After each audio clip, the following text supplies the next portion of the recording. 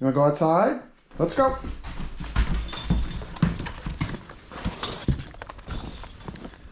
Foot of snow here.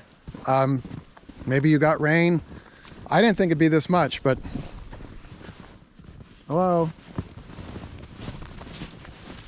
Maple syrup season is fast approaching. I did not realize this. I'm always about a month behind. Are you? By the way, this is my maple syrup shed, I guess, lack of a better. I store stuff in here. Let me show you.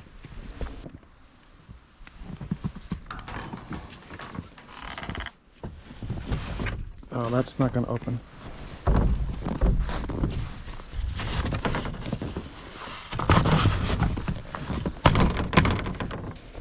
You don't want to kick that too hard because it just might fall apart. This is where I store all my maple syrup stuff. What's that called? Tubing. I'm not really big on tubing anymore. I use the tubes to do what's called drop lines into a bucket. I don't run long runs anymore. They're kind of a lot of work for me. But I've got a bunch of stored. This is all scrap wood that I've gotten. The reason we're here today is under here. Where do you put things? That's always the question.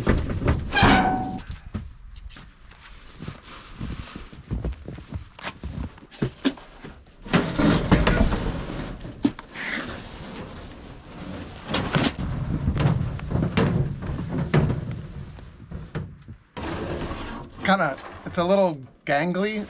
It's a little awkward to carry this.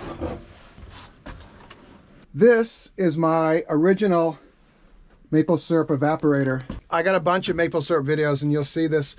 So this is a legal size file cabinet. I took the drawers out and I got a pan fabricated. I'm gonna link to the gentleman that fabricated my pan for you below in the text. But if you notice, the firebox is huge. This is the grate that holds all the wood, but it's all empty underneath there, and it's incredibly inefficient. Hi, how are you? Hello. Hi.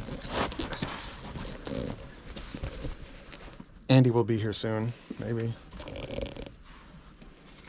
That tail never stops wagging, which just makes me smile. So I was thinking I wanted to make a more efficient, better burning evaporator. And I love the DIY ethic. I mean, I didn't really have thousands of dollars to spend.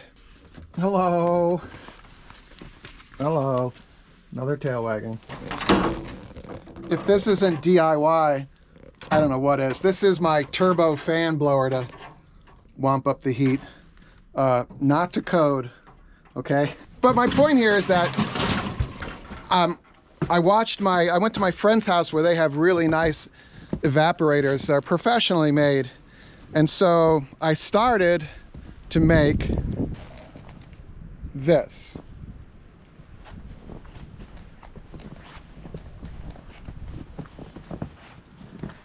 This is another metal filing cabinet. I've still got the metal pieces between the drawers. I don't know. So I have a firebox here, and then I have basically the exit for the exhaust for the smoke and also heat. And I believe flame will also come up into here. I'm not an expert. I'm very much an amateur at this. I just kind of love doing it. It gives you something to do in the end of winter. Where are you going?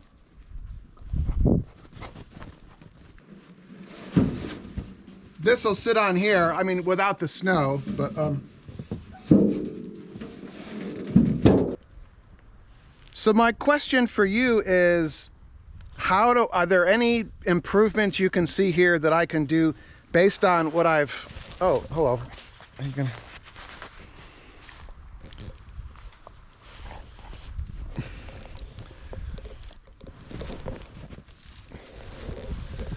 They love being out here. I'd like to keep this 1/2 or 3/4 built evaporator going and just tweak, add, fix. Let me know. I'll just walk you through what I'm thinking. This side here, this is going to be the front where the fire door will be. This is our fire area. I'm gonna have a grate going across like this. I'm going to cover this up. This is kind of a big gap right now. It's got to be closed up for it to work, right? Here's another view of that. I've got a piece of metal I'm going to weld in for this. I'm going to close this up. We're going to have the exhaust, the chimney stack is going to be right here. Well, not like that. It'll basically, the chimney stack will be at the end of it there. And then I started to insulate the box with, this is Durock. This is that tile backing material when you're doing a tile floor or walls. I do not like doing tile, just in case you were wondering that. I think this has some insulation properties, right? So this will go against the metal here. I'll also put it on the floor and the walls of the exhaust area. In my previous one, this metal is wicked hot, to the point that I melted the zipper on my, what are they called? My coveralls, my winter insulated coveralls. Yeah, the zipper down your leg, it's gone.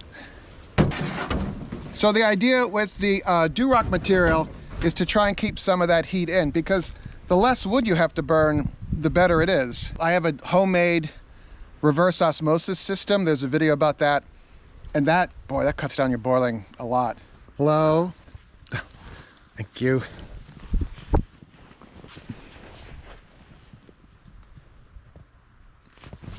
My buddy Bill, who's my maple syrup, he taught me how to make maple syrup. He talked about creating turbulence in the exhaust area at the bottom of the pan there to slow down the heat exiting.